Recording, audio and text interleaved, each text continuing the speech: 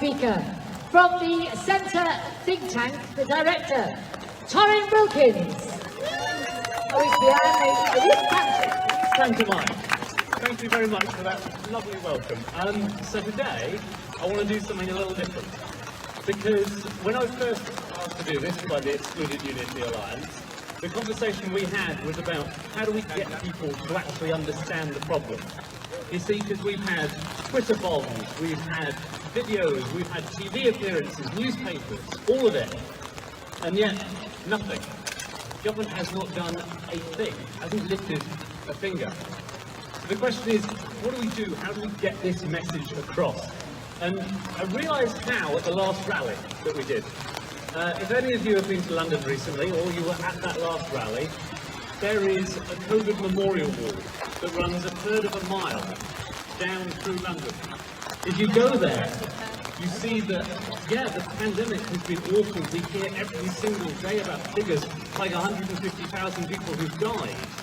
But you don't understand how awful it is until you walk down that wall. Because when you walk down that wall, you see people's names, you realise that those people who've died, they are grandparents, they are parents, and suddenly it hits home that that number is not just a number anymore. So our figures, we predicted about 6 million people have been excluded. Now, if you look at that and you were to make the same kind of wall, it would be 13 miles in length. Just imagine a trip down that wall, all the way down, looking at each and every heart with people's names on them, and realising the numbers and the scale. Because that's what we're dealing with here. Is not something small, it is not just a headline figure. It is an enormous number of people, each with their own individual stories. Another example was, obviously, we're here in Liverpool today. It's 12 times the size of Liverpool. 12 times everyone you walk past today, everyone who lives here, it is 12 times. The other one is Wales.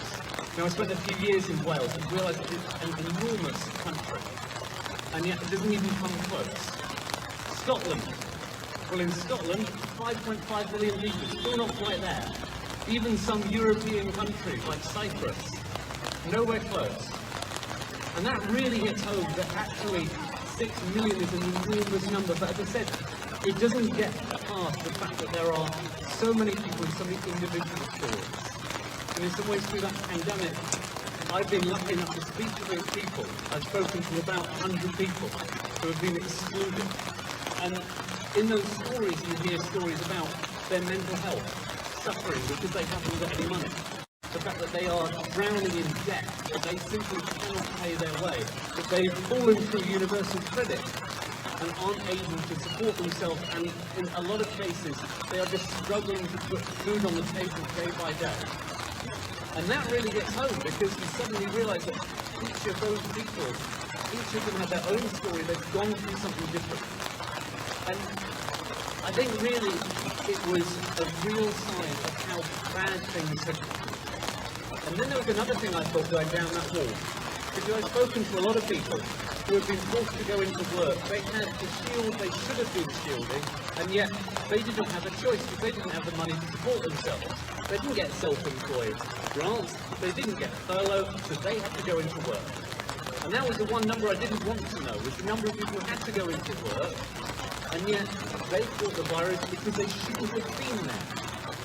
That, for me, really shows that there is a lot of things you can say about the government at the moment, but doing that, allowing that to happen, is complete neglect.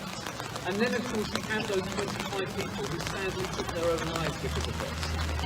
That really shows the scale of this, all the way from that 6 million people, all the way down to those 25. And I think that, for me, was really the moment when I started to realise the absolute scale of this crisis. And of course, we've had so many plans put forward now. In Northern Ireland, they have working plans, same as in Wales. They have plans that are working in place, including more people. And the government has done nothing about it. You had TICS, you had the Directors' Income Support Scheme by Rebecca Seeley-Harris. Nothing. The government spoke, but did absolutely nothing.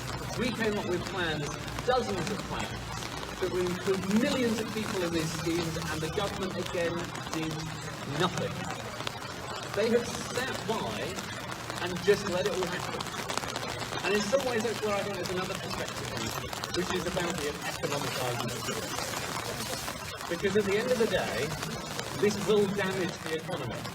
It's going to damage the economy, it's going to hit tax revenue, and it's going to hit public services. If we do it now, I think we can see it more like an investment. We can see it as an investment in the economy, a stimulus package. And that will hit on, that will increase tax revenue, and if you increase tax revenue, you can spend more on things like schools, doctors, nurses. And you do that, and eventually it gets back to the economy. You have better educated, healthier, happier workers. It is a simple loop. It is not just one action. It is not just about helping those people. It is also about hard economics. So there is a very simple reason for doing this. So really, I think it is about those two things. It is about helping people, but it is also about economics. So I'm glad we're doing this. I'm glad we go up and down the country, trying to push for this, trying to get people included, as many as we can. Because of those two things, because of the fact that this government has left them behind. So thank you very much. Thank you, Torrin.